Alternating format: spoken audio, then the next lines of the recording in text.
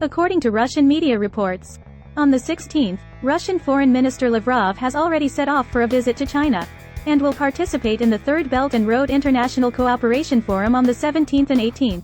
Meanwhile, the Russian Ministry of Foreign Affairs statement shows Lavrov will also visit North Korea on the 18th and 19th. In other words, after completing the visit to China, Lavrov will rush to North Korea without stopping. Lavrov's visit to North Korea was prearranged. Previously, Kim Jong-un visited Russia. Putin accepted the invitation to visit North Korea. The Russian and North Korean foreign ministers have also agreed on a meeting plan. The expected date is set in October. Now Lavrov's visit to North Korea's schedule is announced. It also complies with the agreement between the two sides. And in November, Russia and North Korea also have a planned intergovernmental committee meeting. Of course, although it was prearranged. However, Lavrov's visit to North Korea this time is still very interesting, because he is likely laying the groundwork for Putin's visit. Putin has already accepted the invitation to visit North Korea. The relevant matters are implemented through diplomatic channels. And this is undoubtedly a proactive strategic layout by Russia, especially at present.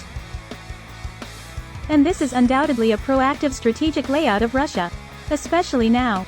The United States is deeply embroiled in the Israeli-Palestinian conflict. This situation even caused the White House to be a little neglectful of Ukraine. Although Biden keeps saying that the United States can simultaneously take care of Israel, Ukraine, and the Indo-Pacific region. But anyone with clear eyes can see that the United States is overwhelmed. So Putin wants to take advantage of America's weakness.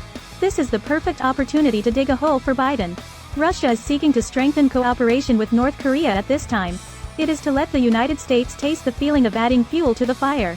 It will bring tremendous pressure to the United States. On one hand, the United States has to guard against North Korea supplying weapons to Russia. The White House recently claimed that North Korea shipped within a few weeks over 1,000 containers of weapons and ammunition to Russia. One can imagine the size of the North Korean arsenal. The United States even suspects that North Korea did this, and even increased the number of trains crossing the border to Russia. This situation was extremely rare in the past. On the other hand, the United States is also afraid of what Russia will give to North Korea. Recently, North Korea suddenly announced that it will conduct the third rocket satellite launch test. When Kim Jong-un visited Russia, it was during Putin's visit that they visited Russia's aerospace facilities. Putin also hinted that Russia is willing to help solve this issue for North Korea. Once North Korea is supported by Russia, launch military reconnaissance satellites, then the trouble for the US and South Korea will be significant. Of course, the current trouble for the US and South Korea is not small either. Because of the deepening cooperation between Russia and North Korea, the pressure will be put on South Korea and the US troops stationed in Korea. The US has now also sent B-52H nuclear bombers. Clearly, it is to boost South Korea's morale. However, this doesn't really make a difference.